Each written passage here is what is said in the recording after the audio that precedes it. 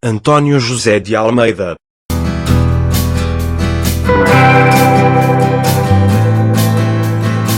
Antônio José de Almeida nasceu a 27 de julho de 1866, em Vale da Vinha, concelho de Penacova. Em dezembro de 1910, casou com Dona Maria Joana Queiroga de Almeida, de quem teve uma filha. Faleceu em Lisboa em 31 de outubro de 1929.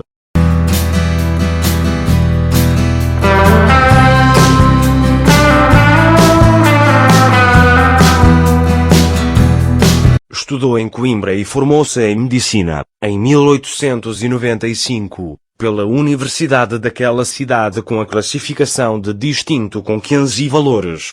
Apesar dos resultados obtidos, deparou com a proibição de exercer o magistério, devido ao lento da faculdade, Lopes Vieira, já ter proposto ao conselho daquele estabelecimento de ensino que o estudante Antônio José fosse impedido de o fazer. A denúncia do conservadorismo dos professores, publicada nas 200 páginas da desforra, não conseguiu alterar a decisão. Em 1896, parte para Angola e, após curta estadia, estabelece-se em São Tomé, onde exerce a profissão de médico, durante 7 anos. Paralelamente, promove a Associação Pró Pátria destinada a ajudar a repatriação dos colonos europeus. Regressa a Lisboa em 22 de julho de 1903. Viaja por França, estagiando em várias clínicas de Paris. De regresso a Portugal monta consultório na Rua do Ouro, mudando-se depois para a Praça de Camões, onde adquire a auréola de médico dos pobres. Muito embora continue a exercer esta atividade, é na política que vai adquirir maior notoriedade.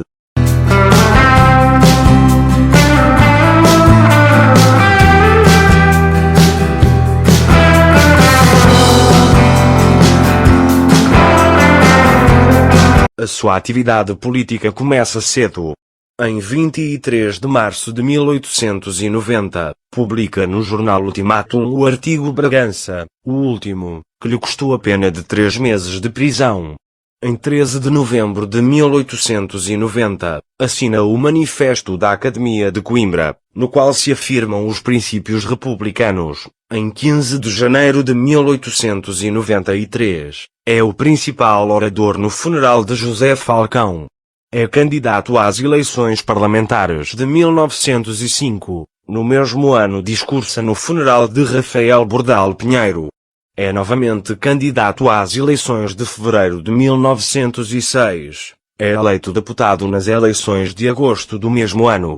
Em 1907, filia-se na maçonaria, ficando a pertencer à Loja Montanha. É preso em 26 de janeiro de 1908, dias antes do atentado à família real. Participa no Congresso Republicano de 1909, sendo nomeado para o Comitê Civil, tendo em vista mobilizar as forças republicanas para a rebelião armada. Funda e dirige a revista Alma Nacional. Após os acontecimentos de 5 de outubro de 1910, a sua atividade política intensifica-se. Ministro do Interior do Governo Provisório, funda e dirige o jornal República. Separa-se do Partido Republicano e funda o Partido Evolucionista. Apoia no Congresso a participação de Portugal na Grande Guerra. Preside ao governo da União Sagrada. Durante o período da Grande Guerra, acumulando com a pasta de Ministro das Colónias, reconciliando-se com o Partido Democrático de Afonso Costa.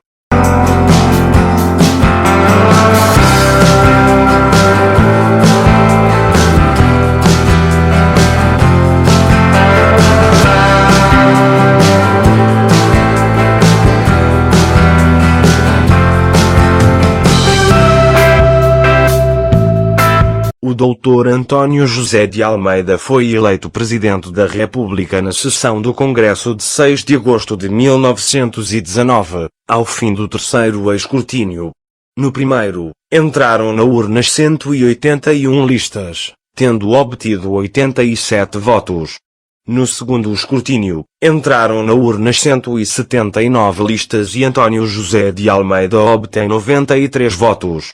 No terceiro escrutínio, António José de Almeida obteve 123 votos.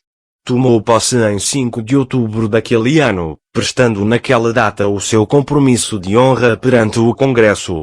Durante o período presidencial, os momentos de felicidade vividos a quando das visitas a Portugal dos reis da Bélgica e do príncipe do Mônaco, da viagem de Gago Coutinho e Sacadura Cabral e sobretudo do momento alto da visita do presidente português ao Brasil, integrada nas comemorações do centenário daquele jovem país, não conseguem fazer esquecer o clima de grande perturbação global que se vive na sociedade portuguesa. Como grande pano de fundo, a epidemia de tifo, que só no ano de 1919 provoca mais de 2.000 vítimas.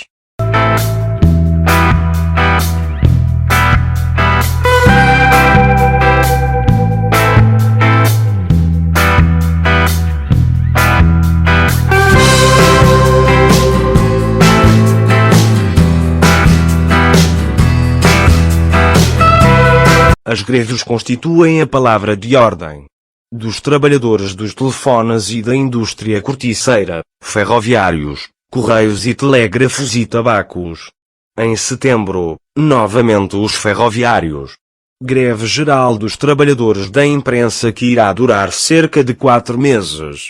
Carris e conservas de peixe de Setúbal e, em agosto do mesmo ano, greve geral contra a carestia de vida, seguidas de tantas outras levadas a cabo ao longo do ano. Como exemplo de atos de rebeldia revolucionária, os acontecimentos de 19 de outubro de 1922 constituem marco frisante, com o final dramático das mortes de António Granjo, chefe do governo. As eleições sucedem-se, maio de 1919, julho de 1921 e janeiro de 1922. Os governos, por último, não contando com o de Sá Cardoso, que continuou até a 21 de janeiro de 1920, António José de Almeida vai dar posse a 16 chefes de governo. Só entre 21 de janeiro de 1922 e de março de 1921, sucedem-se 7. No ano de 1921, vai investir mais 6. O ano de 1922 será reservado para 3 governos.